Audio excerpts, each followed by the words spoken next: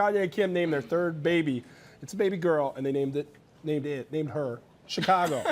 They named it Chicago. Named her Chicago. What do you guys think about the name? Fans? No, not fans? I like it. I kind of like it too. I'm not gonna lie. Yeah. I think we're probably in the minority because I like it too, but probably just because they're celebrities and Chicago. Hello. What else? But like, what's the nickname? Is it Chic? Is it Shy? Maybe it's Shy. Shy. Yeah. Shy. What's good, Shy? It's gotta be Shy, right? Yeah. What's good? What's going on, I feel like if Shy? you're a celebrity and you name your kid something like normal, everyone's bored. I just feel like we can't be mad at this. We got a kid named Apple. Okay. Yeah. We've got Blue. Well, look That's at their a nice two name. children, That's a Saint and nice North. name. I mean, I actually like all three of the names. Everybody throws a lot of shade at those names. I like Saint. I like North. I like Chicago. I think they all work. I do too. I love it. I've got You think they're done? Do they have more children? I think they would have more. Wouldn't you think? No, I know she's had some of the pregnancy issues, so this last one was a gestational carrier, so I don't know. Interesting to see. We'll see. I mean, they haven't said either I way. always make fun of you guys for caring about these people who we don't know having children, but I now want to see what they're going to name their first child. You've been sucked in. I'm converted. If you I'm had in. to name, if you I had to actually name your will. kid like a Chicago name, like a street name or anything you in Chicago, presented what would this it be? My name would be Pothole. Pothole. Yeah. Oh. Mine would be the Edens. The Eden. That's pretty that good. work? I just have to throw that out there. Take the S off, remove the Yeah. and you got a name. Eden. What How about about you? Ashland? Oh, Ashland's good. Ashland Ave. The Loop. Ashland. The Loop. The Loop. Okay, that's The a stretch. That's a good boy name. Eisenhower. All right, over the weekend, SNL made a parody of The Fresh Prince of Bel-Air. And Will Smith's life after this one little fight at the basketball court in Philly takes a much darker turn. Yikes. There were a lot of twists, including Method Man making an appearance. Uncle Phil gets the crap beaten out of him and eventually dies, and Will hides out in a hotel. How do you feel about this little crime drama that kind of took a life of its own? Let's take a look at it first. Turns out the guys I fought weren't regular thugs. They were a powerful gang running guns and drugs. And because of our fight, one went to jail. So they followed me all the way out to Bel Air. Y'all ready to deal with this? Let's go to Bel Air and kill that nerd!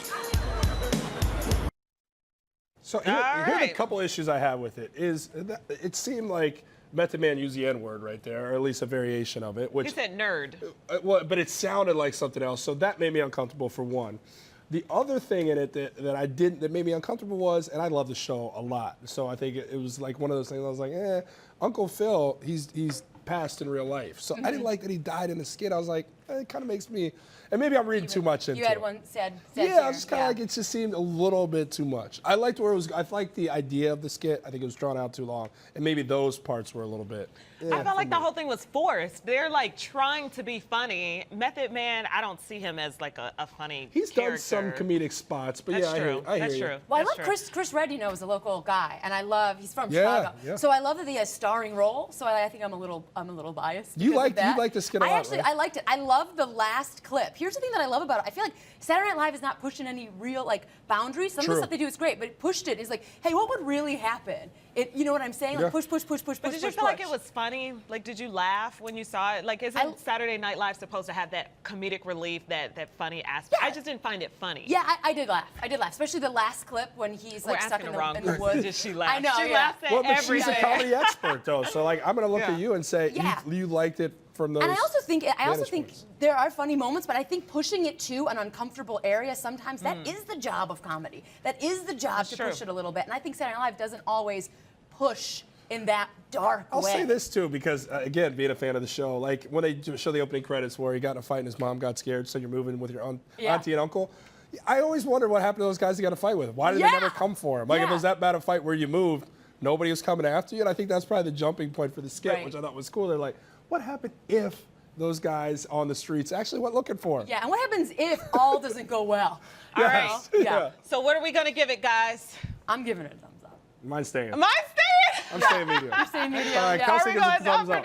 down? All right, so in recent news, Oscar award-winning actress Monique has called for a boycott against Netflix after accusing the service of gender and race-based gaps. It's reported that she was offered $500K for a comedic special, where comedian Amy Schumer was offered $11 million, and Dave Chappelle was offered $20 million for his Netflix appearances. She claimed that we don't go off resumes when justifying pay. Monique wasn't alone when Wanda Sykes joined her, saying she was offered less than half of what Monique was getting paid for her special. Wanda Sykes said ultimately she ended up going elsewhere for her special. She didn't want to involve Netflix because she was so turned off by the offer. Yeah, I'm so good. torn on this. You go ahead. You're the Yeah, comedian. well, I think here's the thing about comedy, right?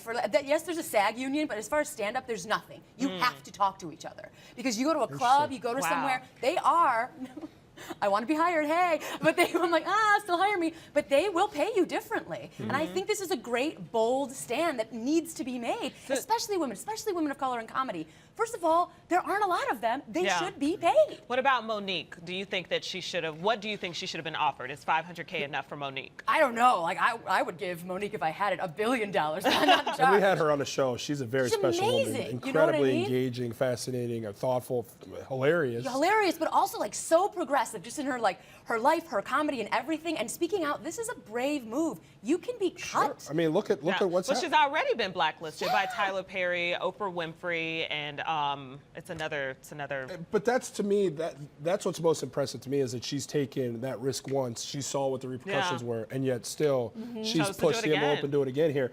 And look, it's not like she's not getting money. A lot of people are like, $500K, I'd take that and roll. You know, I'd be like, well, that's awesome. But she's saying no. And I guess the bigger question maybe comes, how big of a star is Monique? That's what you got to ask yourself, because Amy Schumer is a big star right now. Dave Chappelle is one of the biggest stars right now. So I look at it and say the gap is, okay, maybe she doesn't deserve $11 million, but from $11 million for Amy Schumer to somebody who I think is equally as funny or funnier than Amy Schumer and Monique, $500K, that's Definitely a huge not $500K. gap. Yeah. She I needs to be at least looking at $1 million, because I'll tell you what, you put her on Netflix, there's an audience that's going to There is watch. an audience. That's the thing now, isn't This is not a no-namer. Right. Right, and I think Netflix, correct me if I'm wrong here, but they don't This is an actually Oscar share winner. a lot of numbers. So it's like, how do we know how many people are actually watching? Because if people are actually watching, and she does have a huge audience, she should not be getting paid less. Well, I think we can all agree that $500K is definitely too little. I don't know about $11 million, but $500K is definitely too little. But I think this also goes back to there being enough opportunity out there for actresses of color. We know that the pay disparity for women is certainly very different, and for black women, it's even more grim. And you know, it's like, what other comedians are out there? I mean, we got Tiffany Haddish, who just kind of got big. She's been on the scene for a while, but she just kind of got big and mainstream. Who else besides Monique? True. What other black And female comedians do we Just have? for the record, we say $500K is small. We're talking about scale here, because we all think $500K I is know, right? I is mean, a lot I of get paid cheddar. in drink tickets. So I don't know what I'm talking about. That's why she's so happy. Those drink tickets. All right, recent rapper and entertainer Kevin McCall released a video on social media, which he said some black women oftentimes put their work over family, working for the white man. Let's take a listen to what Kevin had to say. Concern with the black community right now is a dating issue and a parenting issue. Specifically with black women, because my mother was a black woman. Women, I gotta stop putting this white man in this job before your family, before yourself, before your destiny, and before your children. Let me take this one first. Let me take this one. Are real you quick. sure? Just let me take this. Okay, real go quick. ahead. Kevin McCall, you're an idiot. You are an idiot for what you're saying here on camera. You need to think before you post. And first off, let's take a look at your life, Kevin. All right, let's take a look at this guy who's sitting out here preaching some of the most dumb things I've ever heard.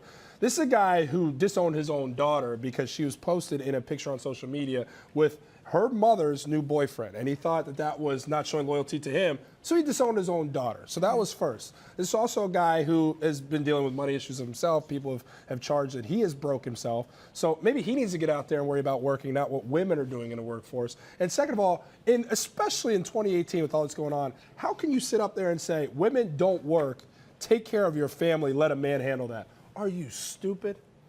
So I came with the receipts. You better go. Look at you better say it. Okay, I came with some receipts, you guys. Are you stupid, Kevin?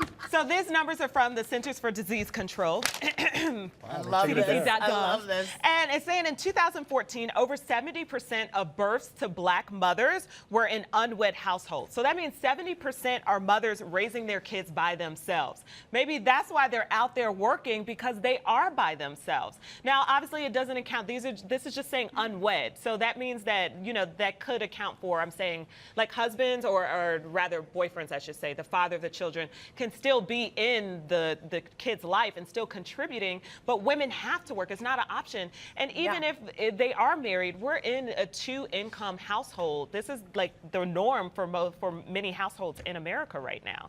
Like don't have the option. Many people don't have the option to work or not to work. Yeah, and I feel like mothers get it from both ends. No matter what they do, someone is blaming them. Someone is making sure that they're not doing something right. And you're right.